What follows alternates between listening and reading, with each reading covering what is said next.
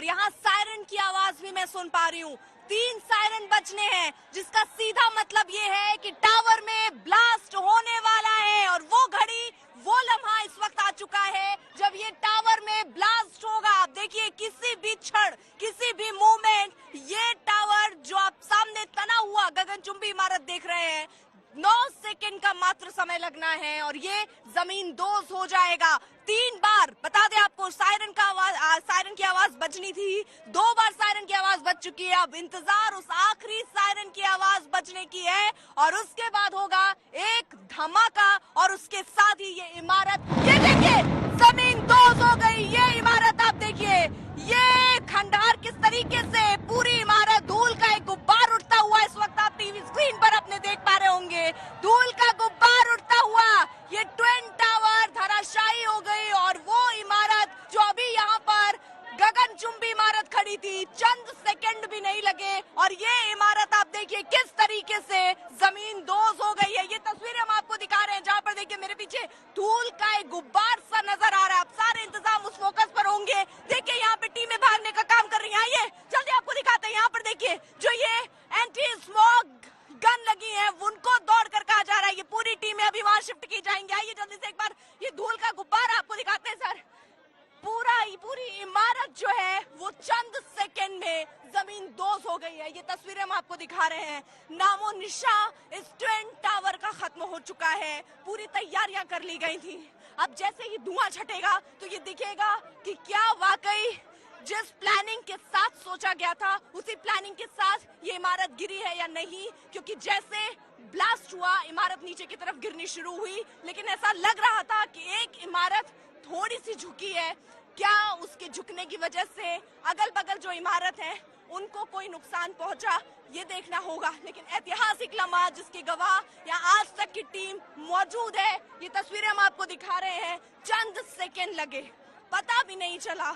एक आवाज बटन दबते होती है, उसके बाद ये ट्विन टावर 32 मंजिला इमारत जमीन दोज हो जाती है। उसके बाद के इंतजाम आपको दिखा रहे हैं। धुआं ही धुआं आपको एक तरफ, वहाँ अफरा तफरी का माहौल। और ये जल्दी देखिए यहाँ पर किस तरीके से तैयारी यहाँ पर की गई है।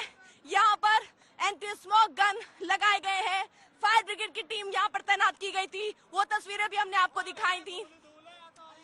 देखिए धूल ही धूल यहाँ पर आसपास के लोग कहते हुए नजर आ रहे हैं। तो ये तस्वीरें भी हम आपको दिखा रहे हैं। देखिए वहाँ पर, भैया वहाँ क्या हो रहा है? एंटी स्मोक मशीन गन चालू हो गई। अच्छा, डस्ट पोल्यूशन वहाँ से चालू हो गई। और ये सारी कब शिफ्ट होंगी? ये जरा बताइए मुझे। आइए देखिए हमारी ये काउंटी, देखिए हमारे काउंटी ग्रुप से जो मशीनें हैं वो हमारे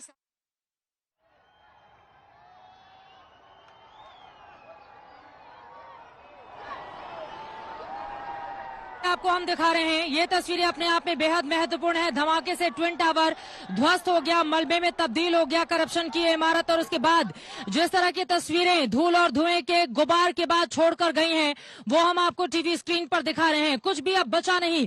जिस वक्त ये इमारत धराशायी हो रही थी उस समय की भी तस्वीरें आपके सामने हैं और बिल्कुल आगे की तरफ ये इमारत जब गिरती है उस समय की भी तस्वीरें हम आपके सामने रखेंगे। आपको बताते चले बैरिकेड लगाए गए हैं। इन्हीं जगहों पर जाकर लगातार आज तक की टीम वहां से रिपोर्टिंग करके पल पल की तस्वीरें आप तक पहुंचा रही थी। और वहीं पर आकर बिल्कुल सामने की तरफ आकर ये जो मलबा है और उसके जो टुकड़े इस वक्त हम देख पा रहे हैं, जिस जगह पर मेरी मौजूदगी है वहां से आपको बता दें कि वो पूरी तरह से चकनाचूर नहीं बल्कि बड़े बड़े उसके टुकड़े यहाँ पर गिरे हुए बिखरे हुए नजर आ रहे हैं। सबके बीच आपको बताते चले नोएडा अथॉरिटी की सीईओ ऋतु माहेश्वरी की ओर से कहा गया है तय प्लान के मुताबिक टावर को गिरा दिया गया है। 6:30 बजे तक सोसाइटी के जो लोग हैं आसपास के इलाकों को के वो वहां पर पहुंच सकते हैं। और मलबे का ढेर किस तरह से ये पूरा का पूरा हिस्सा बन गया वो तस्वीरें भी आपको दिखा रहे हैं। डर और दहशत का आलम भी था जिस वक्त ये गिर रही थी इमारत, कहीं दूसरे हिस्से को नुकसान न पहुंच जाए। लेकिन कम से कम ये कहा जा सकता है कि अभी तक हालांकि ये जल्दबाजी होगी, लेकिन कम से कम आधे घंटे से ज्यादा का वक्त गुजर चुका है।